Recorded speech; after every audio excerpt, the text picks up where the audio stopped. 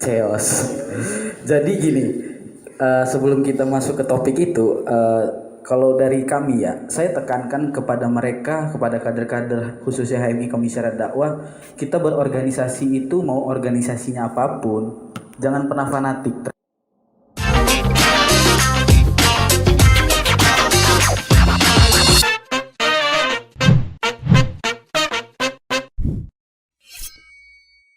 Assalamualaikum warahmatullahi wabarakatuh. Tabipun. Iya pun. Balik lagi ke acara kita di Bincang Iwo bersama dengan saya Rara. Masih tentunya sama Via hari ini. Ya Kak Rara ya, hari ini kita kedatangan siapa nih Kak Rara? Bintang tamu dari organisasi HMI ya. Apa tuh Kak Rara HMI? HMI Himpunan Mahasiswa Islam. Oke. Mungkin sebelumnya kita kenalan dulu ya Kak Rara ya, biar kata orang kan tak kenal maka kata sayang katanya ya kan. Gimana kalau kita kenalan dulu? Sebelumnya kita buka masker dulu biar Oh iya, biar lebih. Udah lepas masker. Oh iya. Oke, bisa langsung aja Kak Rara. ya. Pak Teddy, kita sebelum masuk ke acara kita perkenalkan nama masing-masing ya biar lebih akrab. Oke. Nama engkau apa nama ini? Terserah kakaknya. Oke, perkenalkan. Pakai. Oh, yang pakai mic, lupa. Perkenalkan, nama saya Muhammad Teddy Setiawan. Saya Ketua Umum HMI Komisariat Dakwah UIN Raden Lampung. Dan ini langsung saja saya kenalin. Oke, boleh. Ini namanya Boge Alpandi, dia pengurus saya Departemen PTKP. PTKP itu Perguruan Tinggi Kemahasiswaan dan Pemuda. Itu. Oke. Mbak siapa tadi namanya? Rara. Mbak Rara, ini Mbak Via. Iya. Oke. Beda ya Tet ya. Beda. Oke, mungkin langsung aja kali kita ngobrol-ngobrol ya. Iya. Mungkin teman-teman di rumah pengen tahu ya, Kak Rara ya. Sebenarnya HMI HMI itu itu apa sih? apa sih? Dan sejarah HMI itu. Awal mulanya terbentuk itu seperti apa gitu? Boleh Kak Teddy dijelaskan? Siapa kamu nih? Mau saya? Oke, kalau untuk HMI ya, HMI itu kan Himpunan Mahasiswa Islam. Nah, dia pertama kali terbentuk itu di Yogyakarta pada tanggal 5 Februari 1947. Jadi udah 74 tahun berdiri dan pendirinya itu, penggagasnya itu kalau sebutan di HMI itu ada Kanda dan Yunda. Dan ini pendirinya itu kami sebut namanya Ayahanda Lafran Pane. Nah, itu berdirinya di Universitas Islam Indonesia 1947 gitu. Nah, kalau untuk tingkat di Lampung ya, kalau di Lampung ini khusus HMI Komisariat Dakwah ini berdirinya itu pada sudah persiapan pembentukan HMI itu tahun 1997 gitu. 1997 dia udah persiapan berdiri di UIN Raden Lampung gitu. Kalau untuk tingkat nasionalnya itu pengurus besarnya itu ada di Jakarta, Jalan Sultan Agung itu PB, namanya pengurus besar. Di bawah PB ada Batko. Batko itu Badan Koordinasi Antara Cabang dan PB. Di bawah cabang itu ada komisariat. Komisariat itu setiap fakultas gitu. Kalau dari kami kan dari UIN nih, fakultasnya fakultas dakwah, jadi komisariatnya komisariat dakwah. Kalau untuk berdirinya mau tanggal 5 Februari 1947 itu di Yogyakarta. Gitu sih Mbak berdirinya. Oke, kalau itu kan tadi sejarahnya. Mungkin teman-teman di rumah juga pengen tahu nih, sistem kepengurusan dari organisasi HMI ini khususnya di dakwah ya, itu kayak mana sih Kak Teddy?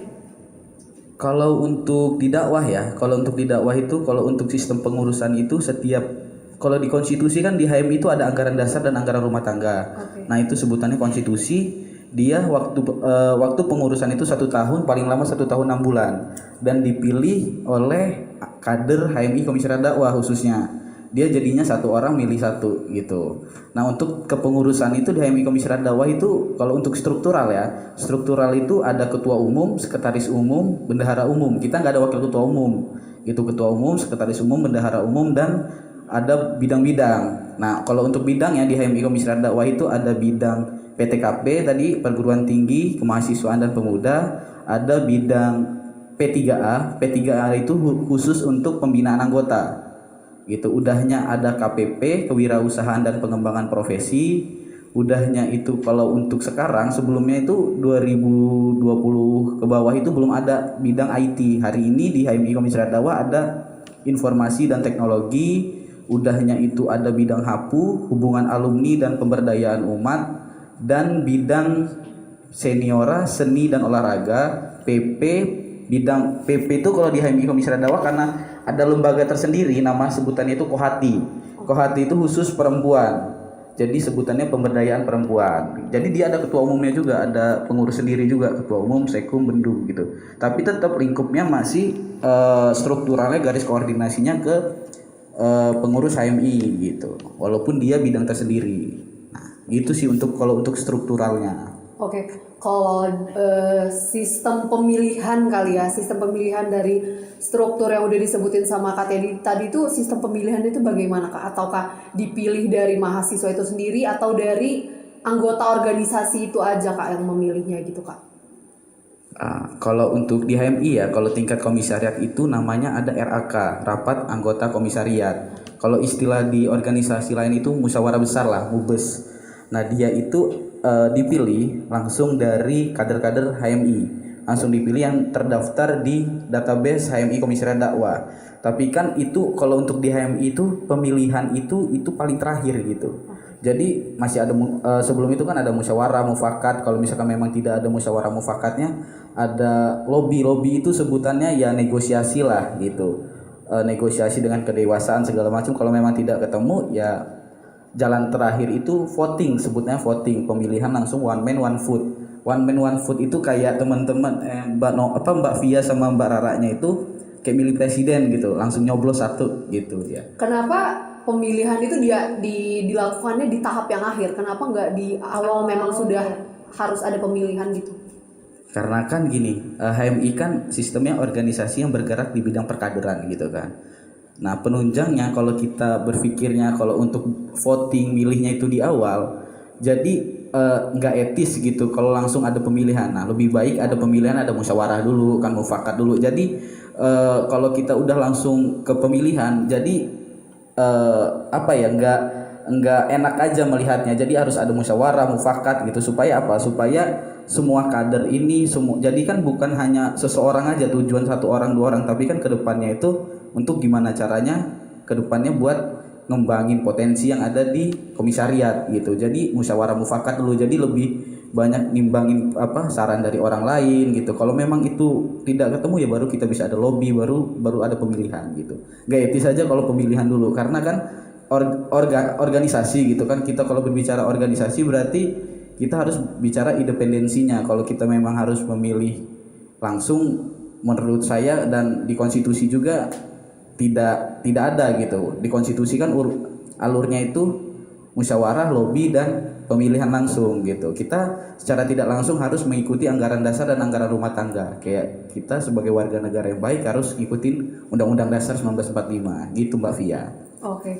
Ngomongin tadi katanya dibilang potensi nih. Potensi nyebutnya kader ya. Itu kan pada saat setelah dipilih itu kan mereka masuk ada nggak sih ada yang kalau misalkan nih contoh ada kader yang baru masuk, dia itu kayak malu, kayak takut, belum beradaptasi lah dengan organisasi HMI ini. Nah bagaimana sih cara kader-kader yang sudah ada di dalam itu merangkul atau membimbing si kader biar lebih aktif di dalam organisasi itu sendiri Kak? Jadi kan cerita dulu ya, supaya sebelum jadi kader itu kan harus mengikuti ada tahapan dulu ya. Jadi ada tahapan maperca dan tahapan basic training gitu. Nah di HMI ini tahapan basic training itu waktunya seminggu, kurang lebih seminggu dia. Kalau di Bandar Lampung masih intens seminggu dia waktunya. Jadi mereka sebelum masuk ke komisariat mereka ikut LK1 tuh. Jadi di seminggu itu mereka memang udah dilatih untuk memang gimana caranya udah bisa kenal satu sama lain gitu, udah bisa ada pendekatan emosional sama kader-kader, sama kakak-kakaknya gitu. Setelah mereka ikut LK1 dan sah dikukuhkan jadi kader, mereka kan kembali ke komisariat, pembelajaran di komisariat. Pasti ada kader-kader itu yang malu untuk ke komisariat, malu untuk ikut belajar di komisariat. Kalau misalkan mereka udah lama gak datang, malu. Nah, gimana caranya kami gitu kan? Kami kan selaku pengurus penanggung jawab mereka. Mungkin kalau dari kami ya sekarang untuk gimana caranya kader itu harus datang ke komisariat, belajar di komisariat tanpa harus ada embel-embel malu gak enakan, itu lebih aktifin di kegiatan. Pertama diaktifin kegiatan, jadi setiap kita ada kegiatan gitu otomatis mereka secara tidak langsung mau datang ke komisariat. Nah yang kedua jadi di komisariat itu nggak harus kaku gitu, nggak harus kita harus duduk kayak gini gitu kan, Nggak terlalu formal nggak terlalu gitu, formal ya santai bahasanya, gitu. nggak terlalu formal. Jadi ada non formalnya juga, kita bisa main futsal kalau untuk laki-lakinya kan, yang perempuannya bisa nari gitu kan. Nah udahnya ada kumpul-kumpul jalan-jalan, jadi pendekatan-pendekatan secara emosional itu harus tetap dilakukan supaya apa, supaya mereka ada kedekatan pribadi gitu, kedekatan pribadi ke kakak-kakaknya, ke kader-kader yang lain gitu. Jadi mereka nggak takut untuk datang ke komisariat. Jadi saya itu kalau misalkan sama mereka, kalau untuk di HMI ini mau kamu dari mana, mau kamu dari latar belakangnya apapun, mau kamu anak Jokowi pun sekalipun, kalau kamu sudah berada di HMI, kamu tetap kader HMI gitu. Yang membedakan teman-teman di sini di komisariat adalah cuma adab dan sopan santun. Nah mungkin lebih apa ya, lebih kita ajak pendekatan persuasif lah gitu kan, karena ada pembinaan anggota, bidang pembinaan anggota itu memang tugasnya gimana caranya kader itu bisa aktif, walaupun kader itu kan tanggung jawab semua orang, tanggung jawab pengurus wabil khususnya, lebih ke pendekatan persuasif, ajakin kegiatan yang sifatnya formal maupun non formal gitu Mbak Via. Oke, kalau ngomongin soal kegiatan, bisa dikasih tahu nggak sama teman-teman apa sih kegiatan yang ada di dalam HMI itu? Pada saat misalkan contohnya pada saat melakukan pendekatan itu tadi tuh, kan tadi kan Kak Teddy kan sempat bilang ada nari, main futsal bareng. Itu kegiatan itu tuh kayak gimana sih Kak gitu? Nah kalau untuk di HMI Komisariat Dakwah ya, karena kan setiap kultur HMI per komisariat itu beda-beda gitu. Kalau di HMI Komisariat Dakwah itu kegiatannya memang kan kita dirapatin di rapat anggota kerja. Jadi setiap bidang itu ada program kerja. Jadi kemarin-kemarin itu yang sudah dilalui itu kayak kita di bulan Ramadan. Jadi bulan Ramadan itu kita adain buka bersama, kita adain sahur on the road, kita adain bagi-bagi. Jadi kan dengan adanya program kerja kayak gitu, mereka itu semangat, antusias gitu. Udahnya kegiatan-kegiatan yang memacu mereka untuk semangat pembelajaran, diskusi gitu kan. Udahnya itu lelah untuk formal-formal seperti itu kan, kita adain jalan-jalan, rihlah, sebutannya itu rihlah dia. Jalan-jalan itu kayak ke pantai gitu kan, kita outbound. Jadi karena outbound itu dari kegiatan-kegiatan organisasi itu, outbound itu penting banget. Karena supaya ngedekatin emosional satu sama lain gitu kan, kotor-kotor bareng, senang-senang bareng.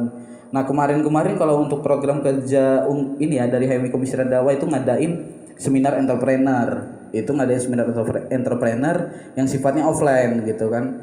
Udahnya itu kalau untuk LK1 untuk basic training itu nggak kami masukin program kerja, kami masukin kewajiban, karena kan perkaderan itu kewajiban gitu, bukan dimasukin ke program kerja. Udahnya itu kayak apalagi ya, nah ini kedepannya ini ada kami kegiatan dialog publik.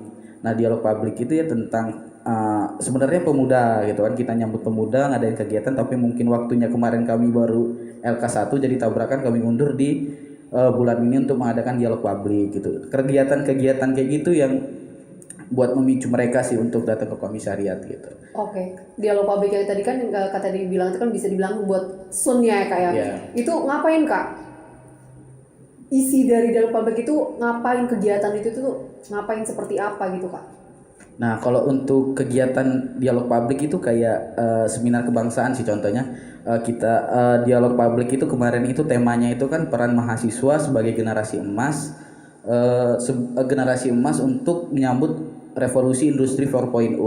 Jadi kita ada diskusi offline, kita pakai aula gitu, aula atau GSG, kita undang dari OKM, OKP, organisasi eksternal lainnya itu untuk ya diskusi. Jadi pematerinya yang memang sudah pas di bidang tema itu. Ya kayak dialog seminar biasa gitu sih. Oke, berarti seminar itu kan aku pun nggak tahu ya kayak diadakannya seminar itu untuk umum atau untuk seluruh mahasiswa atau gimana sih Kak? Atau untuk khusus untuk HMI aja atau gimana Kak? Kalau kami Sun itu untuk seluruh mahasiswa. Oke. Seluruh mahasiswa.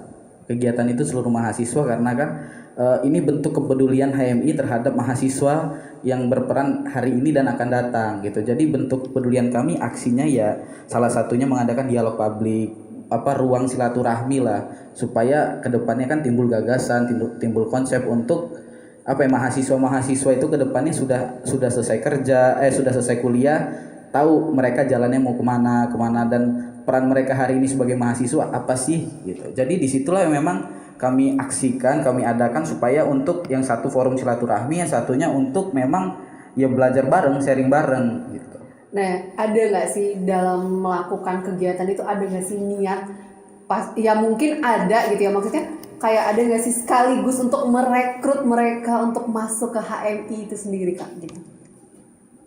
Yang jelas kalau dari kegiatan kayak gitu ingin menunjukkan bahwasannya HMI ini bukan berpikir tentang organisasi politik saja gitu, bukan berpikir tentang politik, bukan berpikir tentang diskusi-diskusi biasa, tapi dari situ bahwasannya HMI ini memang kegiatannya sifatnya luas gitu, bukan hanya ada dialog publik aja.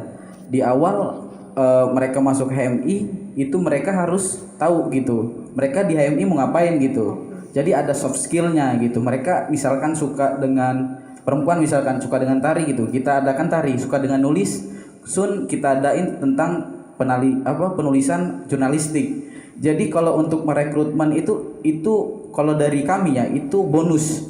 Mereka tertarik ya silakan, kalau mereka tidak tertarik ya silakan gitu, nggak ada masalah gitu.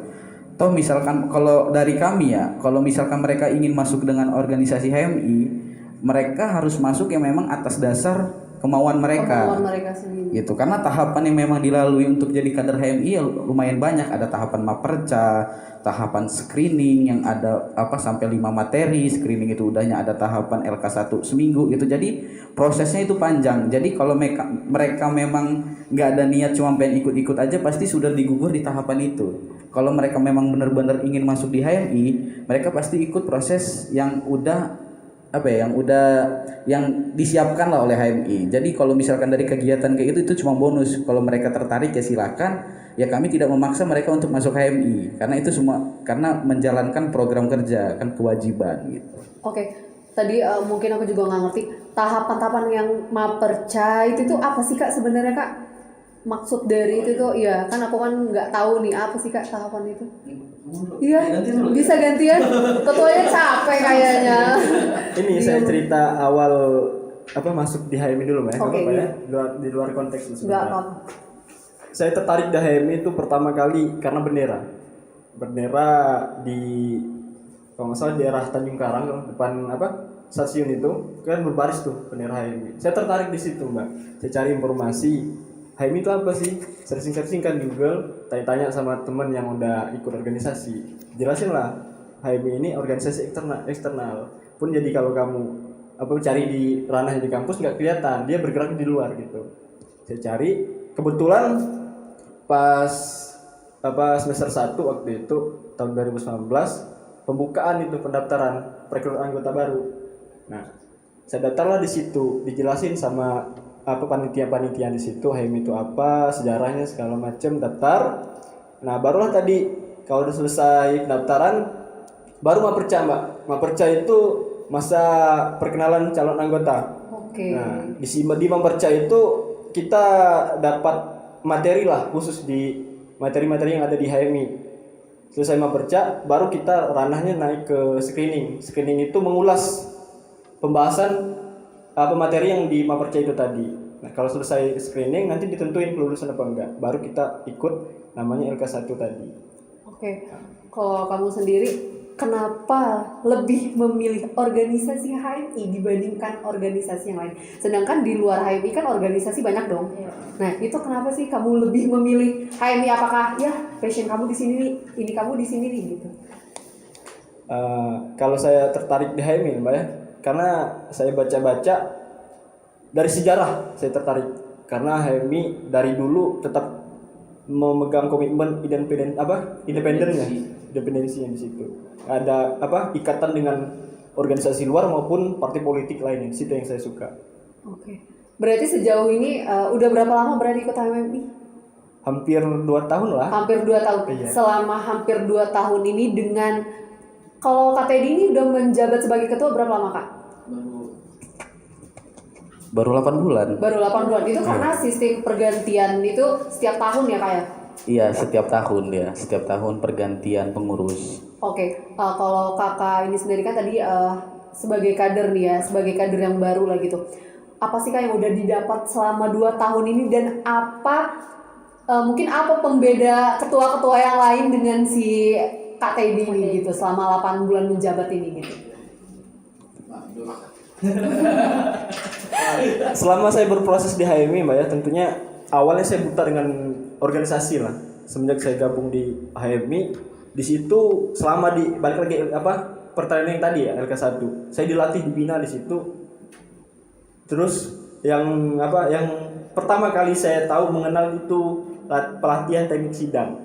Pertama kali itu gimana namanya?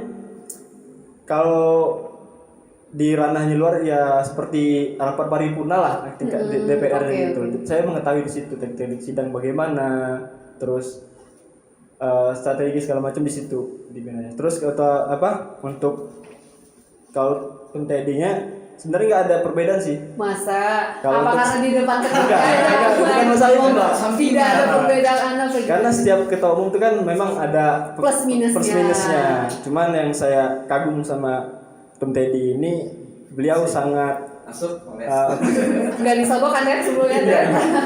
beliau sangat membersamai lah di situ. Setiap ada kegiatan beliau sangat progres, setiap mendukung apapun apa yang kami aktif sekali. membaur lah sama Oke. kader-kader sama anggotanya di situ, Mbak. Oke, Itu yang saya berkagum ngomongin sama soal beliau. aktif kita ya. Balik lagi ke ketumnya nih. Ngomongin soal aktif, kan Kak Teddy ini memang statusnya masih berkuliah di Universitas Islam Negeri. Masih. Masih. Mau disebutin semesternya nggak? Nah ini nih yang mau kita bahas. Nggak apa-apa ya. Ngomongin soal keaktifan Kak Teddy sendiri di organisasi HMI ini, gimana sih soal perkuliahannya sampai dengan saat ini? Ataukah balance antara organisasi dan perkuliahannya, ataukah ada yang berat sebelah gitu Kak Teddy? Jawab ya. Iya dong. Peres nggak ya? Jangan jadi dong. jadi gini, yang orang-orang takutin itu saat berbicara tentang organisasi, itu mereka berpikirnya kuliahnya lama. Oke, padahal enggak. Jadi mereka berpikirnya kuliahnya lama gara-gara ikut organisasi. Banyak yang nggak ikut organisasi tapi kuliahnya lama. Mereka nggak berpikirnya ke situ. Kalau untuk saya hari ini semester 11, tapi mata kuliah saya sudah habis di semester 7. Gitu. Dan hari ini kenapa saya belum lulus? Karena masih ada tanggung jawab saya sebagai ketua umum. Gitu. Saya tinggal sidang akhir aja gitu. Walaupun memang skripsinya masih ngurus lah. Masih ngurus untuk tahapan monakosa. Kalau bahasa di UIN itu kan monakosa sidang akhirnya. Nah, balance atau enggaknya itu sebenarnya manajemennya itu kembali ke pribadinya gitu kan.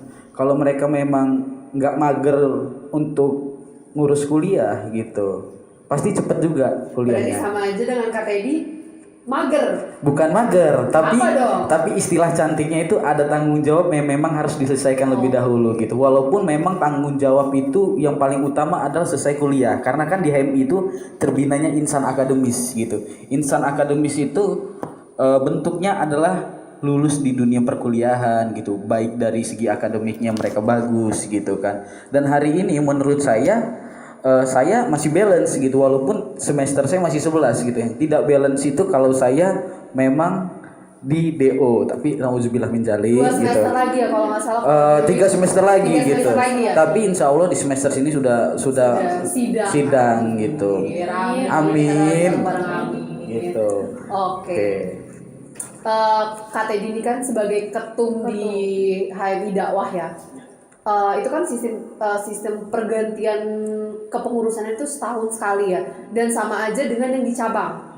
Oke, ngomong-ngomong soal di cabang nih, ada apa sih Kak di cabang itu, ataukah gimana ya nanyanya, kayak kepengurusan di cabang itu sendiri sejauh ini yang Kak Teddy tahu itu seperti apa, bagaimana? Kan sebelumnya itu setiap komisariat itu ada pandangan masing-masing di cabang nih. Hari ini pandangan kami untuk di cabang adalah pandangan kami seobjektif mungkin gitu. Yang memang hari ini mereka melaksanakan program kerja. Kalau kami pandangkan kemarin setiap satu semester cabang itu ada evaluasi gitu, ada namanya pleno 1 gitu. Itu tempat kami untuk menyampaikan kritisi sifatnya yang membangun supaya apa? Supaya kedepannya HMI cabang Bandar Lampung ini lebih baik lagi. Nah, kalau pandangan dari kami ya kami memandang hari ini cabang hari ini baik-baik saja gitu kan. Hari ini cabang baik-baik saja dengan program kerja mereka sudah melaksanakan training raya. Training raya itu kan senasional itu. Yang tingkat nasional ada LK2, ada SC, ada LKK khusus Kohati itu khusus perempuan.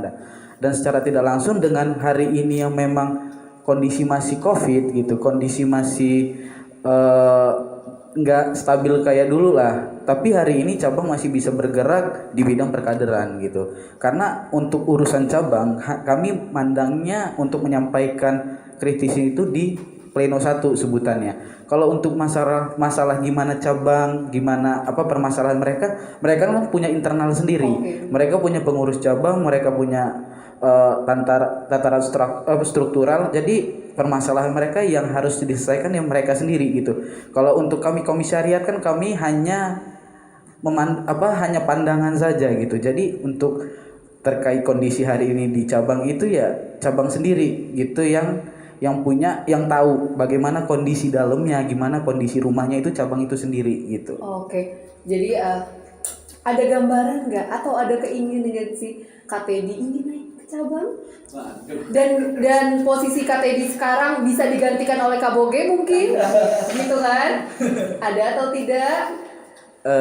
Kalau di tataran HMI ya, siapa sih yang nggak mau jadi ketua umum cabang Bandar Lampung gitu kan? Kalau toh rezeki itu larinya ke saya, ya kenapa nggak saya terima gitu kan? Mau, gitu ya kan? Tapi kalau untuk hari ini, saya untuk ke cabang itu masih pandangannya belum ke sana gitu. Saya selesaikan dulu kepengurusan saya sudah demisioner, saya sudah melaksanakan kewajiban saya di komisariat. Pandangan itu, jalan itu pasti kalau misalkan memang rezekinya ya kenapa nggak mau gitu kan? Siapa sih yang dikasih rezeki? Tapi sebenarnya bukan rezeki sih jadi pemimpin itu. Tanggung jawab atau apa ya, kalau sebutannya saya nyebutin itu innalillahi wa inna ilaihi raji'un gitu. Karena kan itu sebuah tanggung jawab yang memang harus dijalankan gitu kan. Kalau memang kita nggak dijalankan ya tanggung jawab pribadi, tanggung jawab terhadap Tuhan juga kan.